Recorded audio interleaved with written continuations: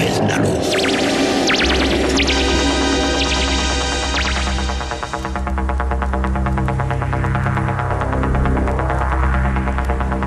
Estás entrando en el espacio en blanco. Una puerta a nuevas dimensiones de la existencia. Una nueva perspectiva sobre la realidad. Espacio en blanco.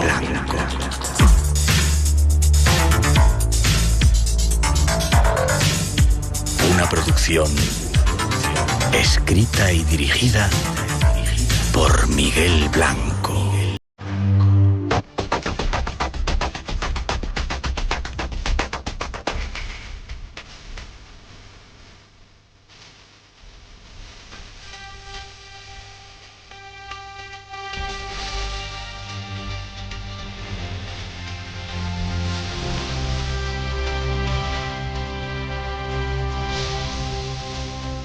Hola, buenas madrugadas, nuestro tiempo está ya listo, muchos misterios nos esperan esta noche, como siempre tenemos 2 horas hasta las 4, las 3 en las Islas Canarias, aquí en Radio Nacional, para disfrutar del placer de escuchar la radio en la madrugada y nos alegra que estés ahí.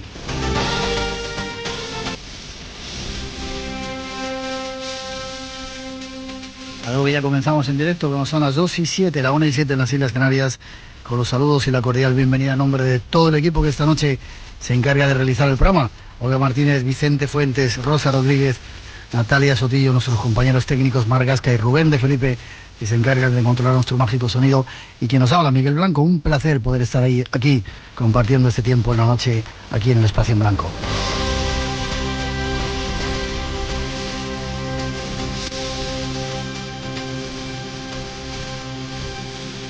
Seguimos preparando programas especiales y únicos, de esos que solo aquí en Radio Nacional vais a poder escuchar. En breve nos vamos a Belmez de la Moraleda a inaugurar el nuevo Museo de las Famosas Caras de Belmez. Será una misión única, histórica. Va a ser la primera en el mes de febrero. Para no perdérsela, os iremos dando más datos. Y como siempre hay premios, tenemos 5 premios, 5 libros, para daros las gracias por estar ahí, por vuestra atención.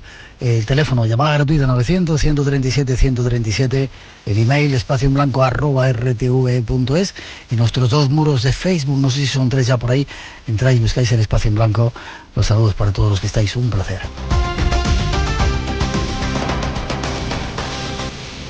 Y para hoy, con la recomendación de que no os perdáis el programa, viene cargadito, hay buen avance de lo que vamos a tratar.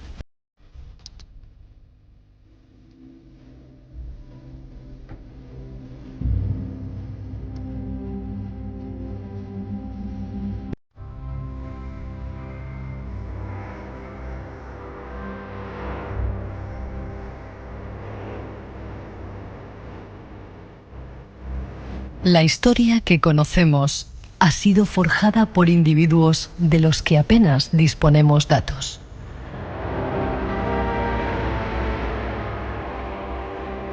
Los hechos de algunos de ellos han sido tan trascendentales que han variado el curso de la humanidad. Esta noche os invitamos a conocer la vida de uno de ellos.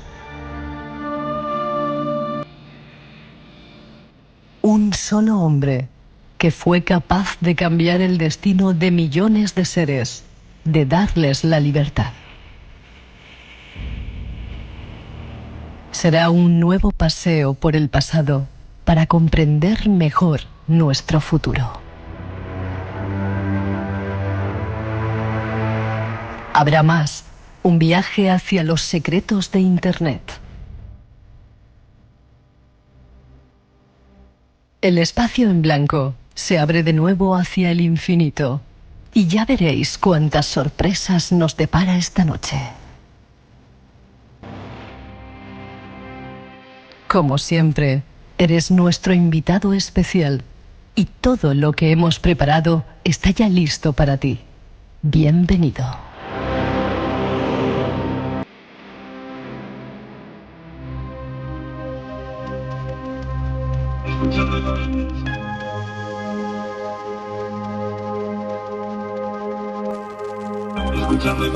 Y tras esos primeros datos, saludar a nuestro primer invitado de lujo, José Cabrera. ¿Cómo estás? Buenas noches, amigo. Qué placer que estés aquí con nosotros. El placer es mío. Estoy extasiado. Sí, has visto estar con vosotros. ¿Has visto qué estudio tenemos? Esto es la pera. Y además pagado con nuestros bolsillos. Y da gusto verlo. El dinero de todos y sí, bueno, señor. Bueno, no quiero entrar. Está bien empleado. Sí, está bien empleado. Muy bien empleado.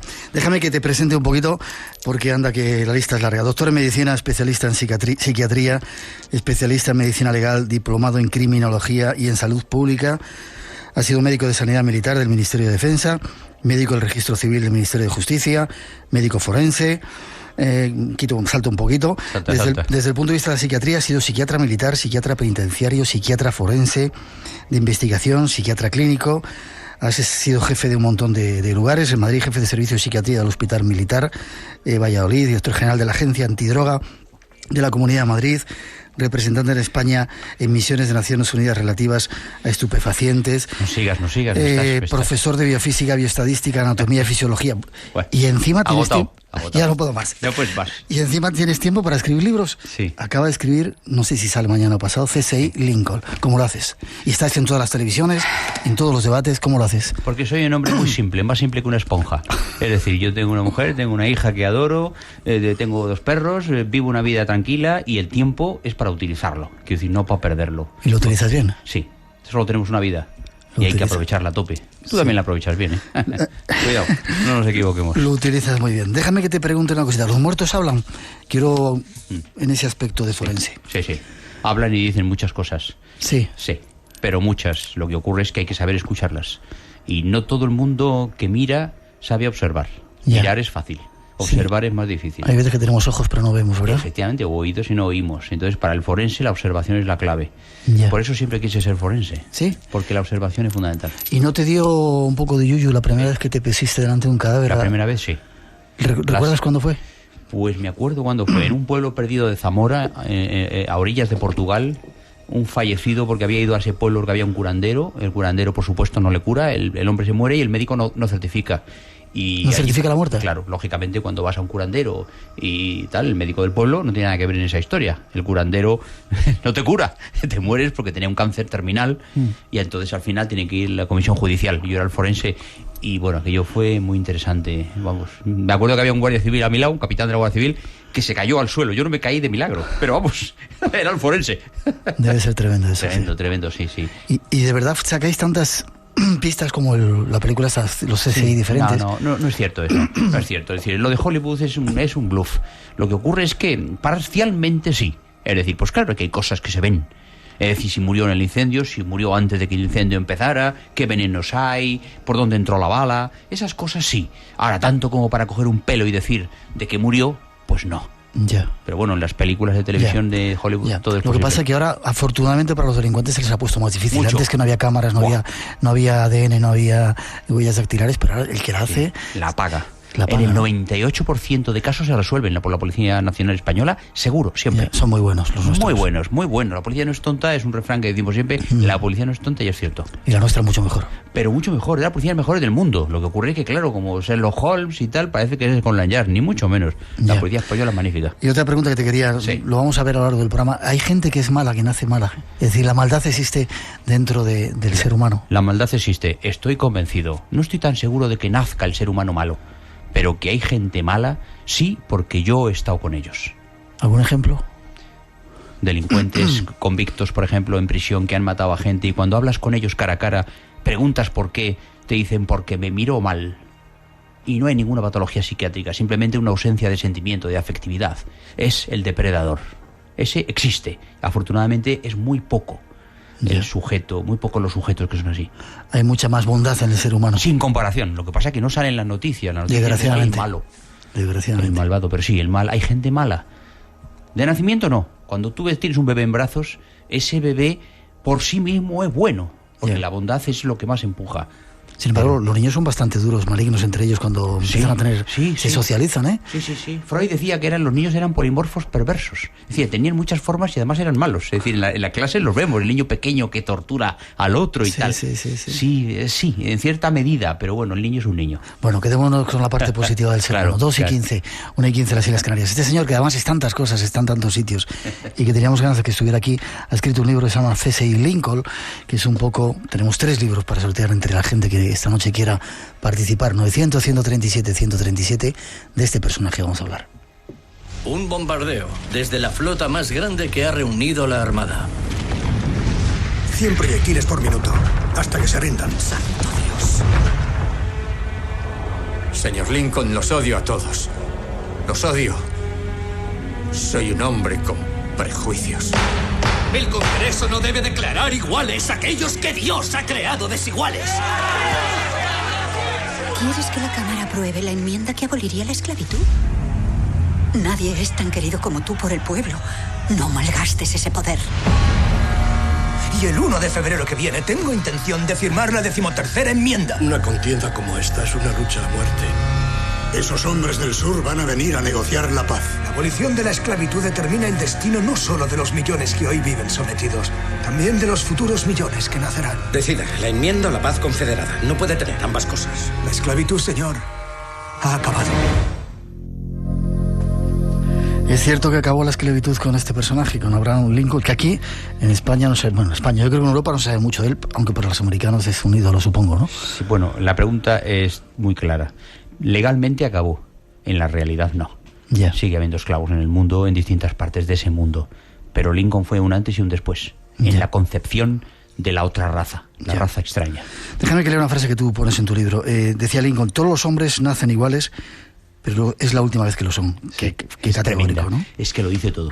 Y es cierto que nacemos iguales. Pero es la última vez que lo somos. La última vez. Por todo, por circunstancias, por enfermedades, por casualidades de la vida, el azar modifica nuestra vida, la forma de pensar, las vivencias que tenemos, y al final, pues claro. Ahora, al final, cuando uno muere, al final... Volvemos a ser casi iguales, sí, ¿no? Señor, correcto. Volvemos a ser casi iguales de nuevo, ¿no? Ahí también. Es curioso. Tenemos una pequeña introducción también, pero fue tan importante Lincoln, fue alguien que cambió la historia, como decíamos. Sí. Definitivamente sí. Probablemente sea el hombre más importante a nivel global del siglo XIX.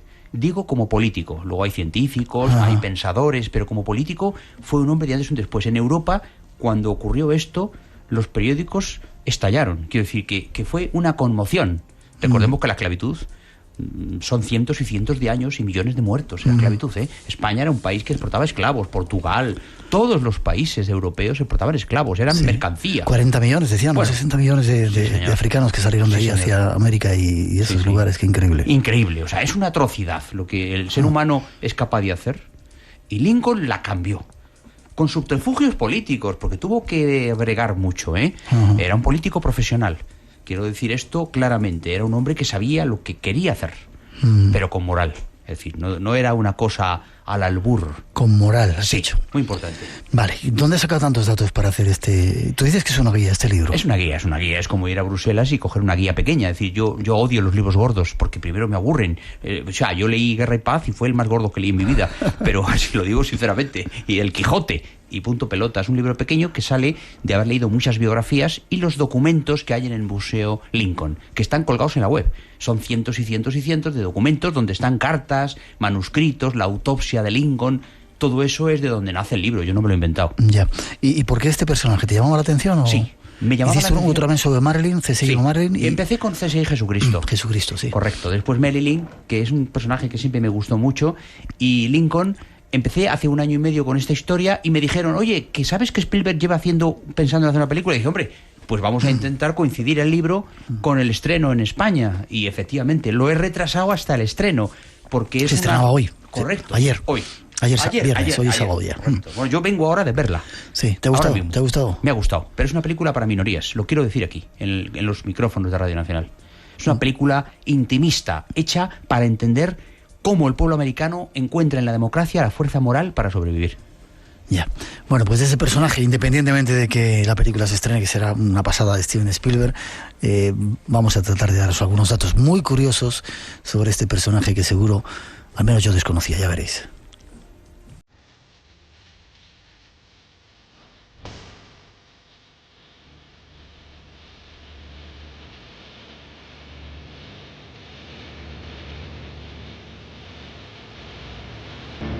Uno de los presidentes más queridos de los Estados Unidos fue sin duda Abraham Lincoln, quien fue asesinado en extrañas circunstancias que no llegaron a ser esclarecidas en su totalidad.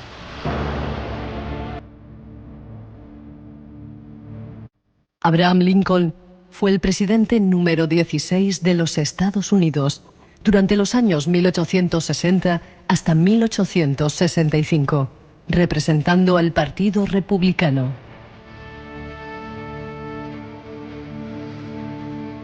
Lincoln es recordado en la historia de los Estados Unidos porque fue quien liberó a las personas negras de la esclavitud.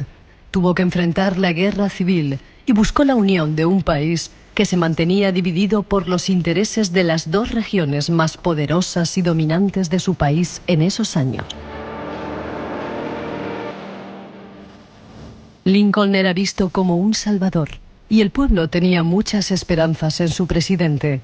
Logró mantener el apoyo de su partido y de gran parte de la población. En el año 1864 es reelegido para un segundo mandato con un apoyo del 55% de los ciudadanos y un 70% de apoyo en los militares. Son algunos de los datos de esta figura histórica que cambió el mundo, pero hay más. Más que nos va a contar esta noche nuestro invitado José Cabrera. ¿Te ha gustado la introducción? Muy bonita. Y además muy cierta, muy veraz. Muy contundente. Bien. ¿Realmente cambió el mundo Lincoln? Sí. Decíamos que sí. ¿Era un idealista o...? Y yo diría que era un hombre que reunía el idealismo con el realismo bajo el mismo gorro ese largo negro que todos hemos visto. Sí. Era un hombre excepcional, con sus claroscuros, ¿eh? Ojo. Porque gana con el 55% de votos. Luego había un 45% de votantes que no le votaron a él. Claro, hay que pensar que en Estados Unidos la democracia es un valor, como decía antes, casi religioso. En plena guerra se está votando. Cuando hay una guerra, en ningún país con guerra se vota. Aquí sí. Ya. ¿Por qué esa guerra entre el norte y el sur de los Estados Unidos?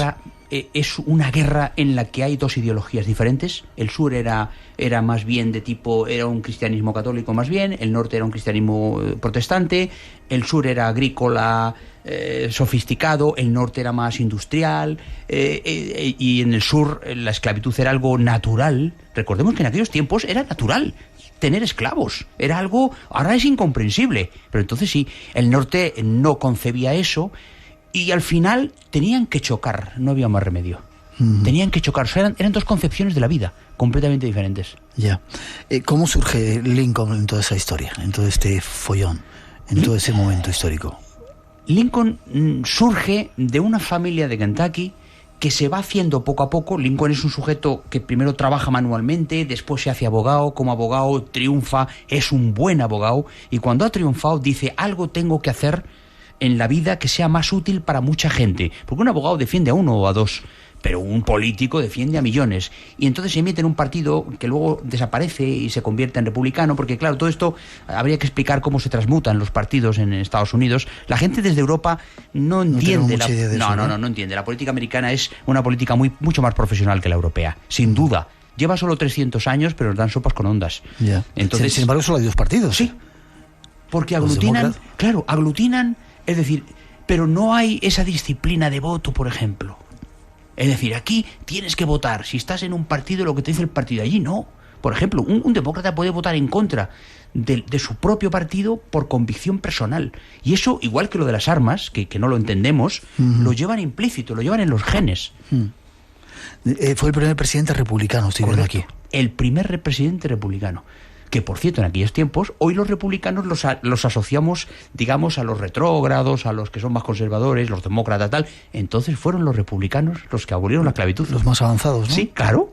Ya. Abolieron la esclavitud en contra de los demócratas. Y había una guerra entre el norte y el sur, de repente surge este personaje. Sí. ¿Y cómo empieza a dar esos pasos que cambian luego la historia? Bueno, este hombre lo primero que hace cuando adquiere el poder definitivo, y es la secesión, es la primera vez que en una guerra moderna se piensa cómo acabar la guerra con las menos bajas posibles. Y eso es idea suya.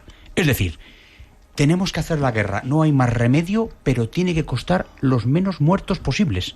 para lo cual hubo todo un plan de bloquear los puertos para evitar que entraran mercancías que nutrieran al sur, etcétera. A pesar de lo cual murieron 500.000 de personas. Medio millón en aquella época era mucha gente. Quiero decir, es terrible. Esto le pesó a él la poca vida que le restó desde que acabó la guerra hasta que le mataron. Y entonces él, en esa guerra, él no quiso ir nunca a la guerra. Hizo todo lo posible por no ir. Y además en Estados Unidos el poder civil, el poder del pueblo es civil, no militar. Nadie en Estados Unidos concibe que el poder lo tengan los militares. Y esto en Europa no ha sido así. Así que es otra historia, ¿eh? Y entonces él se implica ahí hasta el tal punto que trata por todos los medios de que no haya guerra, pero no lo puede evitar. No lo puede evitar porque hay una serie de asaltos y de bandidajes y al final tiene que entrar en guerra, pero siempre tratando de evitar muertos.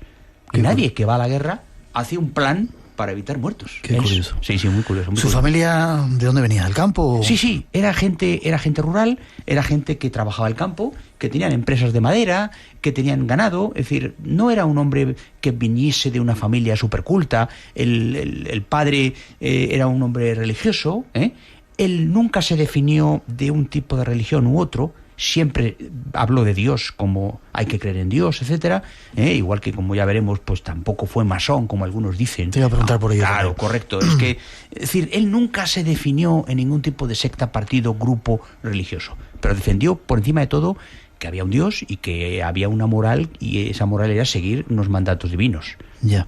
A nivel físico estaba enfermo. He visto en una parte del libro que andaba con enfermedades. Era un hombre, bueno, esa longitud que tenía, esa altura, esas manos largas, etcétera. Hablan de que tenía un síndrome de Marfan, de elasticidad de los dedos, de que tenía unas manos grandes, pero psicológicamente para nosotros lo más interesante es que tenía unos cuadros de melancolía muy intensos, se hundía en la depresión. Era incapaz de dormir, había noches que no podía dormir para nada, y luego se exaltaba, tenía una gran energía. Hoy le hubiéramos diagnosticado a lo mejor de trastorno bipolar. ¿Sí? Sí, probablemente hoy, si hubiera pasado por un psiquiatra, cosa que en su tiempo no hizo porque no lo sabía, y no solamente eso, sino que no había medicación. Entonces él tuvo que vencer esos trastornos con voluntad. ¿Y no tomaba algún tipo de planta, láudano? Sí, él tomaba, correcto, él tomaba láudano, tomaba zarzaparrilla, tomaba infusiones vegetales para aplacarle. Y luego tuvo una mujer también muy temperamental, perdieron un niño jóvenes y eso les destrozó la vida y nunca abandonaron ese dolor. Fue muy tortuosa su vida afectiva, mucho. Ya, se dice que era... Espera, hay por aquí una frase, no la encuentro. Bueno, ¿homosexual? No. Bueno, hay una teoría que dice que su sexualidad no estaba muy definida. Esto no es posible contrastarlo en ninguna documental, pero lo cierto es que no se le vio nunca. Hombre, estuvo casado, tuvo hijos, estuvo siempre con su mujer, pero hay algunos documentos que parece que hablan de que tuvo una sexualidad amplia por lo menos de pensamiento, a lo mejor no de acción, Yeah. Y entonces, bueno, ha habido textos enteros que han tratado de estudiar esa parte de su personalidad. No es muy importante, no nos afecta, ¿no? De hecho, hoy la sexualidad pues está superada. Pero entre el trastorno bipolar, una sexualidad indefinida, y luego tenía unos rasgos un poquito, en algún momento, paranoides, aunque esto es muy típico de los políticos, ¿no? O sea, él tenía una especie de obsesión por los lobbies que le pudieran presionar. Él hablaba con cierta acritud del Vaticano, de las fuerzas europeas, de las sectas que podían... Y eso son los claroscuros que tienen todos los grandes hombres. Ya. Y hay un montón, no sé si será una leyenda, de casualidades entre él y otros personajes. No sé si tenéis por ahí algunos otros, porque son multitud de ellos. Es increíble, ¿no? Con Kennedy, concretamente. Con Kennedy, ¿no? Es curioso, ¿no? Porque ambos mueren de disparo en la cabeza, además ambos en presencia de sus mujeres, les disparan en viernes, cuando Kennedy lo matan va en un Lincoln, es decir, el número de letras son iguales, ambos además, los asesinos habían nacido en el 1939, 1839. Igual que ellos, ¿no? Ellos habían nacido en 1846 y Kennedy en 1946. Y estas coincidencias se han convertido en una especie de leyenda urbana en Estados Unidos tan poderosa que se ha escrito de esto incluso tratados, de las coincidencias entre Kennedy y Lincoln. Y es cierto, fíjate que uno era demócrata y otro era republicano. Quiero decir, esa no era una coincidencia. Pero lo del asesinato, en el coche, era viernes, disparo en la cabeza, muerte ese mismo día, una serie de cosas que llaman la atención. Hay quien cree en las sincronicidades y en las coincidencias en la vida. ¿Una reencarnación uno del otro? Muy diferentes eran, Eran muy diferentes. pero sí que había una cosa que era palmaria, y es que son coincidencias muchas, pero muchas. Lo del viernes es una cosa pero increíbles, que tuvieran 7 letras el nombre. Bueno, eso son chorradas, ¿no? Que cada apellido tenga las mismas letras tampoco es muy importante. Las esposas perdieron un hijo viviendo en la Casa Blanca. Correcto. Que eran marinos, en algún lado he leído también. Sí, ambos pertenecieron en algún momento dado, tanto Kennedy a la fuerza de la Armada como él, porque él tuvo un pequeño periodo militar, muy pequeño. Realmente pegó 4 tiros cuando era joven en una guerra contra los indios, además. Es decir, y entonces estaba en el grupo de la Armada, digamos. Entonces coincidieron en el tipo de ejército en el que estuvieron. Son curiosidades increíbles. Estos son los primeros datos de este personaje. 2:30, 1:30 en las Islas Canarias. Nuestro teléfono, por si queréis, 900-137-137. Hay más datos que queremos seguir dando esta noche.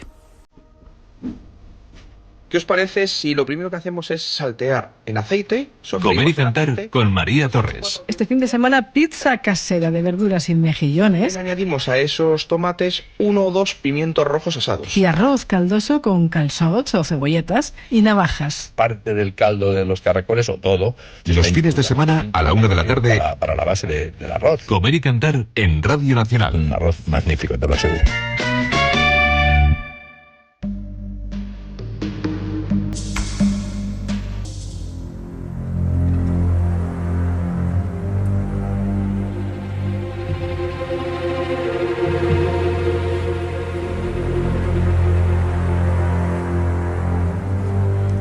El asesinato de Abraham Lincoln tuvo lugar el 14 de abril de 1865 en Washington.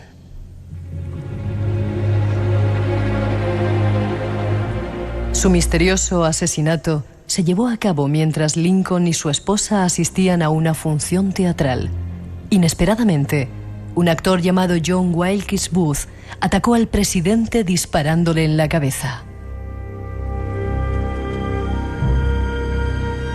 El asesino logró huir, pero más tarde fue apresado junto con sus compañeros, acusados todos de participar en la conspiración para asesinar a Lincoln.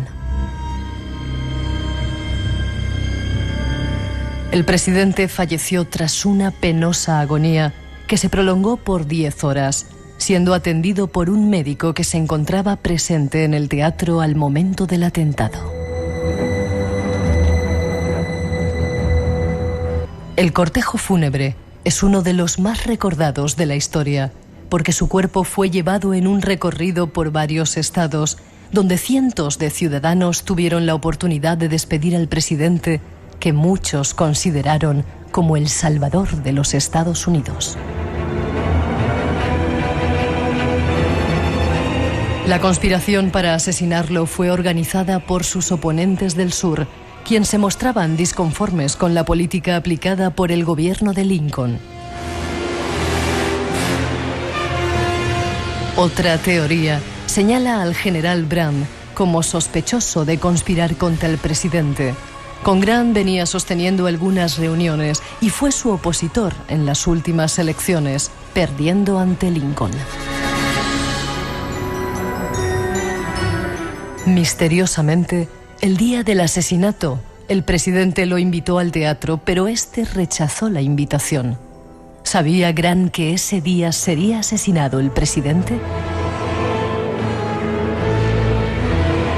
Son algunos misterios de aquel fatídico día, pero hay más. Nuestro invitado nos cuenta. Ahí hay otros cuantos datos. Él sabía que iba a morir en algún sitio, decía que iba a morir, ¿no? Bueno, todos tenemos que morir, pero como si tuviera un presentimiento, ¿no? Una premonición. Él tenía un presentimiento, él sabía que su vida no iba a ser acabada, no iba a finalizar en una cama. Estaba convencido, no sé si por su melancolía o por su fatalismo. Era un hombre fatalista, era un hombre que daba poco pábulo a la frivolidad. Ya. Entonces tenía la sensación esa de que su vida iba a ser abruptamente cortada.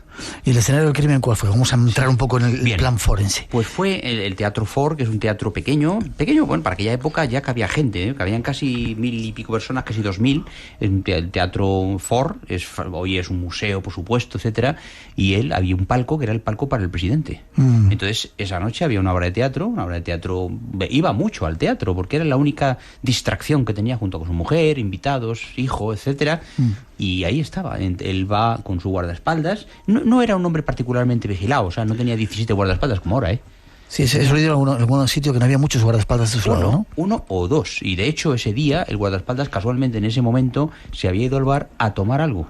Ya. Fíjate, qué casualidad. Una de esas casualidades que dice, se fue, aposta, no se fue. Bueno, un guardaespaldas en el pasillo hubiera impedido la presencia de cualquiera. O sea, el asesino entró con mucha facilidad. El asesino, como todo el mundo sabe ya a estas alturas, era un famoso hombre de teatro.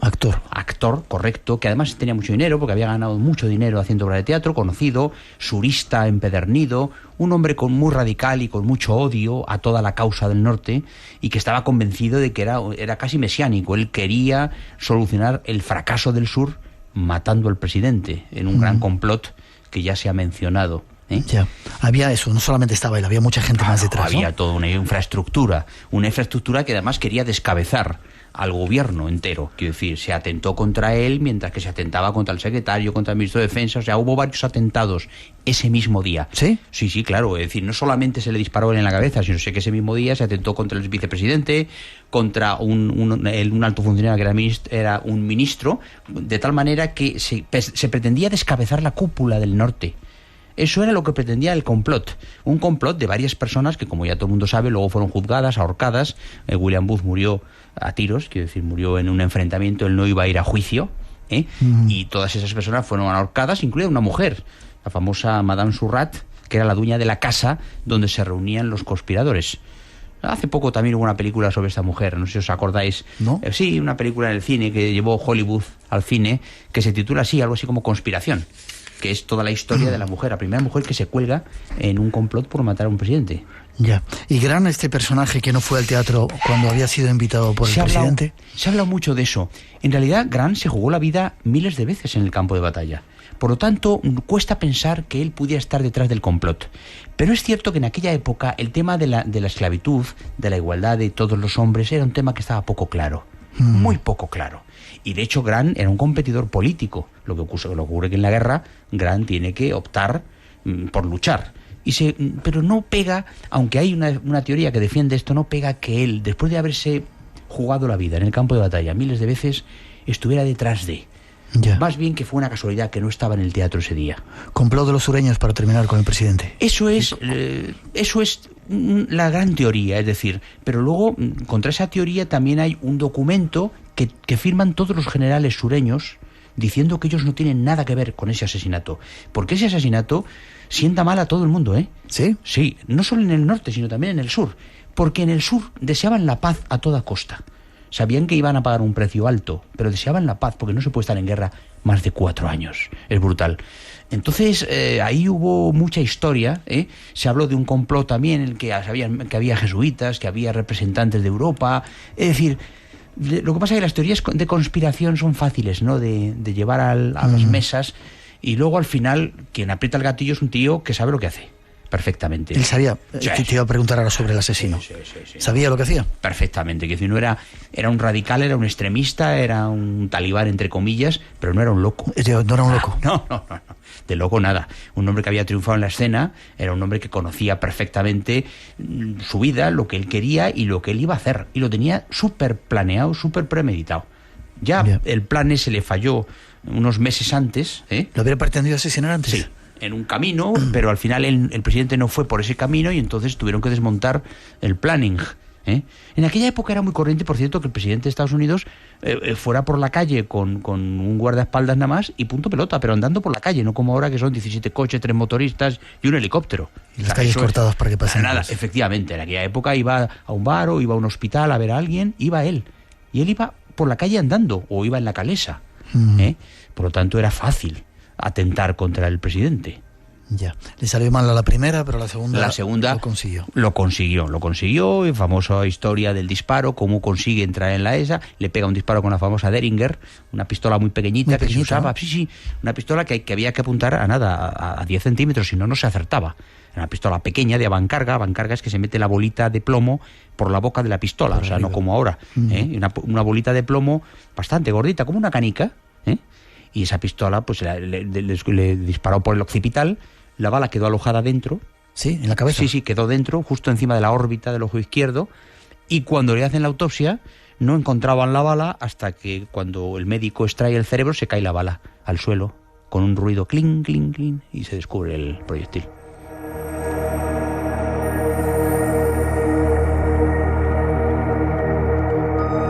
¿Esos datos de dónde los has sacado? ¿Está todo escrito? Documentos, están escritos. O sea, el documento de la autopsia está escrito. Por lo tanto, hay que leerlo y entenderlo. Y luego hay cartas de los médicos que estaban en la autopsia a sus respectivos familiares explicando cómo se hizo la autopsia, cómo se le abre el cráneo, se le busca, se le mira, se tal, hay un coágulo, cómo se ve la trayectoria, las sondas, los instrumentos que se emplean para las autopsias de aquella época, que ya eran bastante sofisticados. Quiero decir, una autopsia era una cosa ya bien hecha. Él antes tuvo una agonía muy larga, ¿no? Sí. Quedó en el teatro, había un médico, lo estuvo atendiendo correcto. durante 10 horas. Sí, sí, porque claro, en ese instante del disparo, él casi muere en ese instante, pero tenía un coágulo, y ese coágulo lo retiran en el mismo teatro, el médico joven, que salta por allí, por encima de los asientos, sube al palco, como puede, y le retira el coágulo y empieza a respirar. Entonces de ahí lo trasladan, sacan del teatro, lo trasladan a la pensión que estaba justo enfrente, que es una pensión que hoy también es museo, y ahí en la cama del primer piso de la pensión es cuando intentan ver si se puede reanimar. Pero los destrozos son tan grandes que lo único que está es en coma. Es decir, él realmente no llega a hablar. Hay teorías que aunque dice algo, una palabra, ¿no? Sí, que cuenta una frase, etcétera, pero no consigue hablar, porque es que le han destrozado medio cerebro. Y en esas condiciones, un poco como Kennedy, es decir, pero lo que pasa es que Kennedy es una bala de rifle, mucho más potente, a una distancia larga, como todo el mundo sabe. Y entonces una agonía de 10 horas, pero una agonía en que está él en coma, Es decir, no hay un sufrimiento. No sufre. No, lo sufren todos los que estaban alrededor. Ya. Claro, la mujer desesperada, etcétera. El asesino huye, ¿y cuándo le cogen? El asesino salta del palco una vez disparado, se pelea con 2 o 3, porque fíjate que en ese teatro había un montón de militares. Un montón de militares que venían de la guerra. O sea, era un teatro lleno de señoras y señores que iban con espadas y tal. O sea, que resulta raro que se escapara de ese teatro.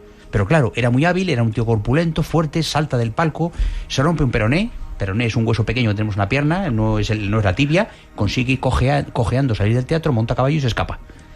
Y entonces ya, claro, empieza la persecución, la recompensa, no sé qué, hasta que le encuentran en una granja y ahí le acercan. ¿Muchos días? Sí, unos cuantos días, por lo menos está fuera 7, 8, 9 días, 10 días más. No tengo ahora los días exactos en la cabeza, pero vamos. Y allí es cuando hay un tiroteo, él no se quiere entregar, le piden que se rinda, y al final un soldado de los que está le dispara y mata. A William Booth. ¿Y cómo se descubre que había más gente alrededor suyo en esa conspiración? Bueno, se empieza a tirar del hilo, hay espías, hay detectives en aquella época, la agencia Pinkerton, por cierto, ya estaba funcionando. Sí, es alucinante, es una historia muy bonita, algún día la podemos contar.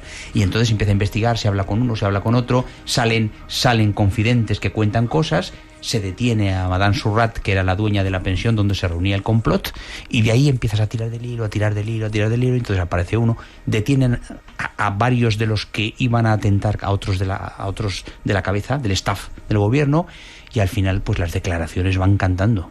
Y luego hay mucha gente en ese complot pues que no está claro si ayudan o no, y como no se prueba, no se les puede acusar. Los ponen en libertad. Y eso es una cosa muy bonita de la justicia americana.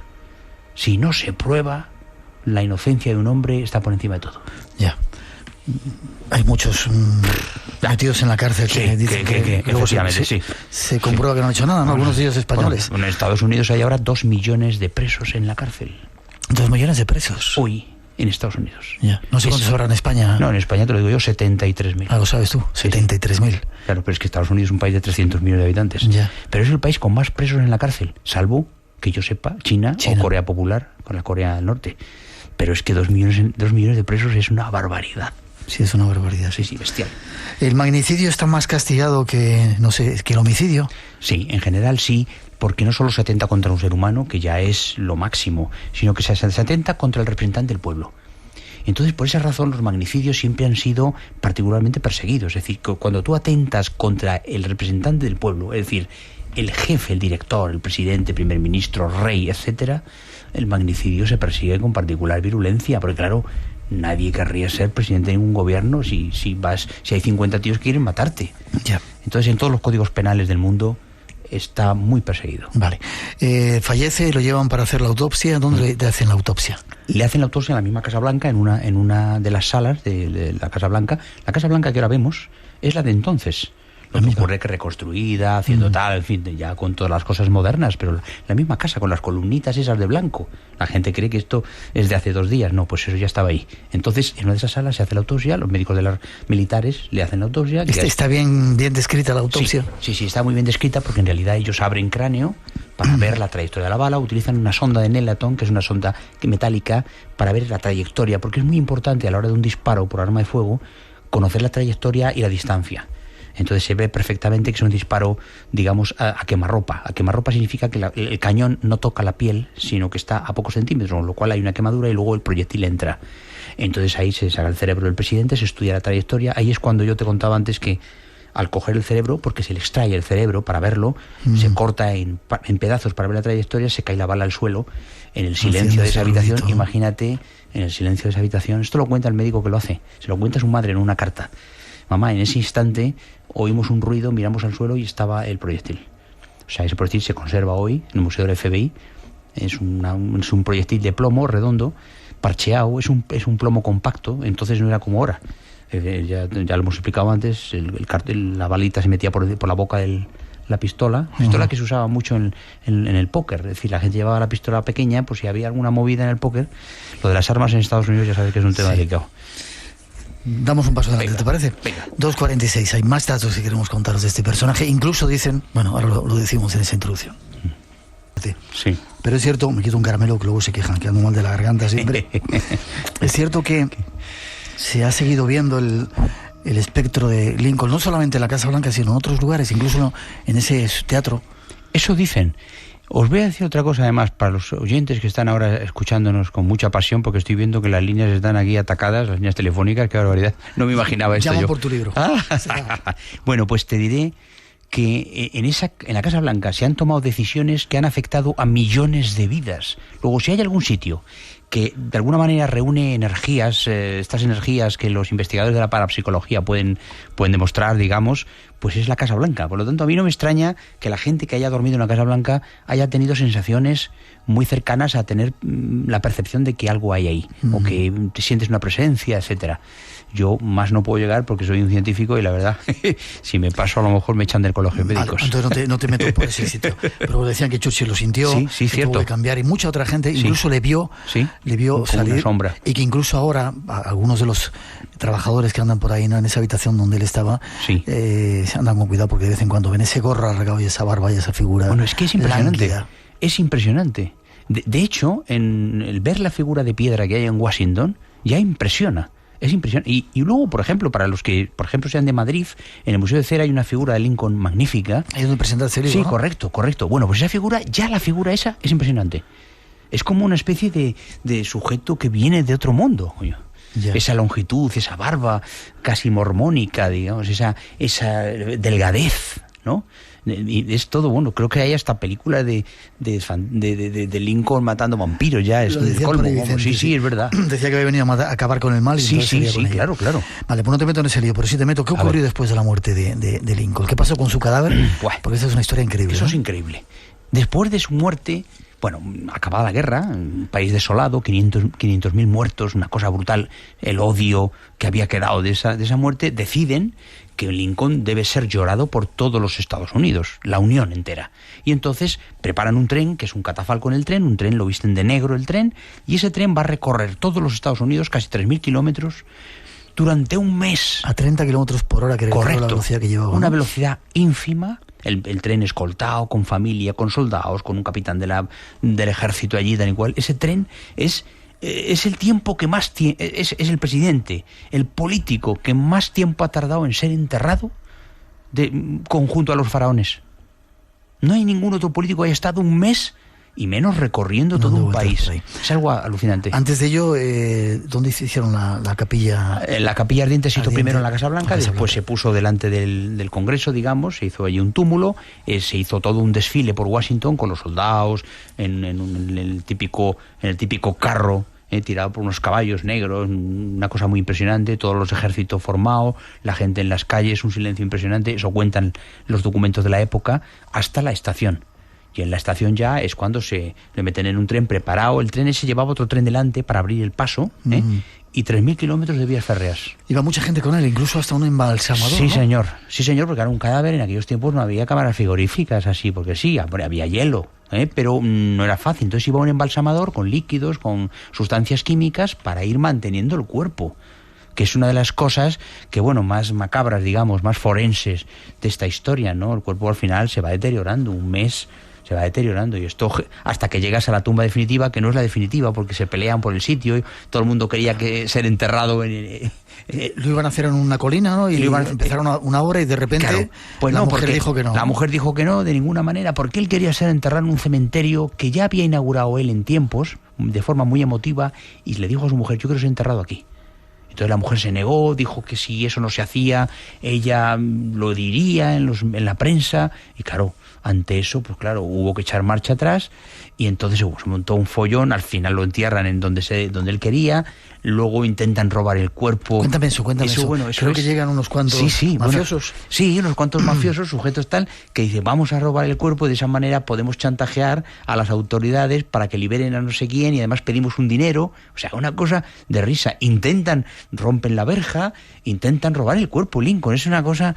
Y claro, entonces ya deciden esconderlo dentro de un hueco y poner una tumba falsa para que nadie sepa dónde está, luego poner vigilancia permanente.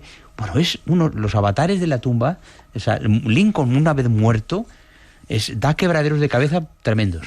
Creo que 17 veces lo cambiaron de 17 sitio, veces. Y abrieron su cadáver para ver si... O sea, a ver si estaba ahí. El féretro 6 veces, ¿no? 6 veces. Qué con increíble, testigos, ¿no? siempre. Con testigos siempre. ¿Quién era la Guardia de Honor? ¿Es una especie de grupo esotérico que trataba de controlar que no le movieran del sitio? Sí, era una especie de grupo que se había formado de gente muy allegada, que eran o exmilitares o gente muy cercana, que se llegó a hablar de que era un grupo especial, o sea, unos sujetos, una especie de secta o de grupo, como dices, esotérico, y que eran como los encargados de, que en el futuro irían pasando de padres a hijos la encomienda de vigilar el cuerpo del presidente. Es una cosa también esotérico. Esto da pie a lo que estamos haciendo, a hablarlo de noche. Ciertamente. Al final su cadáver ya está tranquilo, reposa en un sitio, además con muchas medidas, ¿no? Sí. Plomo, cemento, no sé. Sí, está absolutamente blindado, es decir, sería imposible sacarlo porque efectivamente está emplomado, la caja está emplomada, está metida además en cemento armado, hormigón, incrustado en el suelo, de manera que no es posible, salvo con una bomba, el destripar el mausoleo.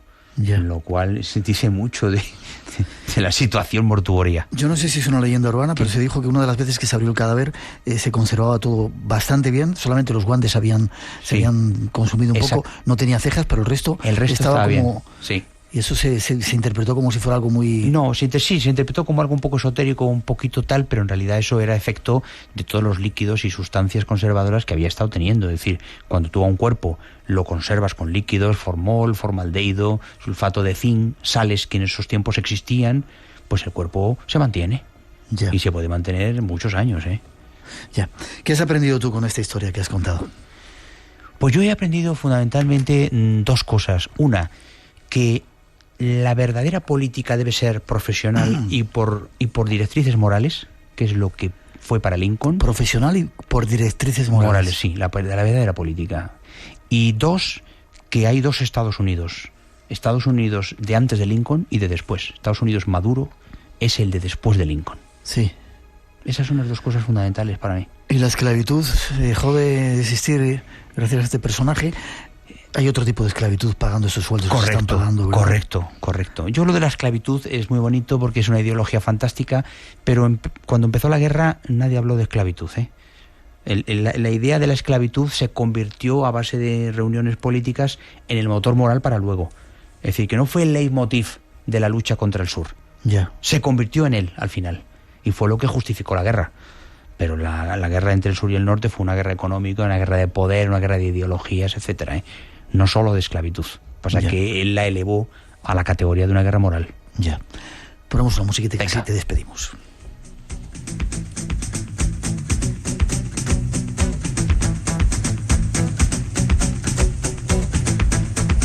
No te vamos a tener más tiempo, José, porque Llevas un día largo. Yo te agradezco que hayas estado con nosotros. Ha sido un placer. Forma de contacto. Sigues pasando consulta como psiquiatra, ¿no? Sí, el médico que no ejerce la medicina no existe. Es decir, yo ¿Tienes tu propia consulta? Sí, tengo mi propia consulta de psiquiatría, veo pacientes y... ¿Y ves pacientes que le pasan cosas raras de estas?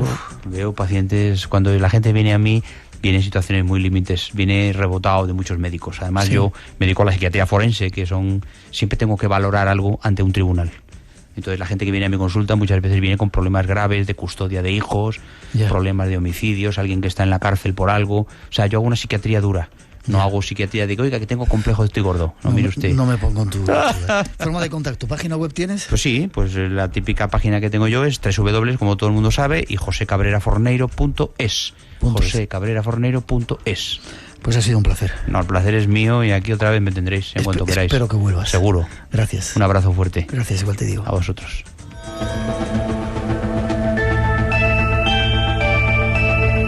Y a toda prisa tenemos que hacer una mínima pausa. Llegan los servicios informativos, nuestras compañeras de la actualidad a las 3, las 2 en las Islas Canarias. Nosotros seguimos después, hay mucho que contaros. Viene Vicente Fuentes, que ya está bien, se ha puesto, ya se ha recuperado, aunque el doctor le va a dar una receta ahora para que pase por caja por ahí, por la farmacia, pero tenemos mucho que contaros todavía. No os perdáis algunos secretos de Google y otras cuantas cosas que queremos contar, y un próximo plan que tenemos para el primer programa que vamos a hacer en febrero en la Casa de las Caras. Ya veréis lo que allí pasó. Esto es Radio Nacional, estamos en el Espacio en Blanco, 900-137-137 nuestro teléfono, si todavía queréis conseguir esta noche ese libro del doctor C.S.I. Lincoln, de nuestro invitado José Cabrera. No os vayáis, enseguida regresamos.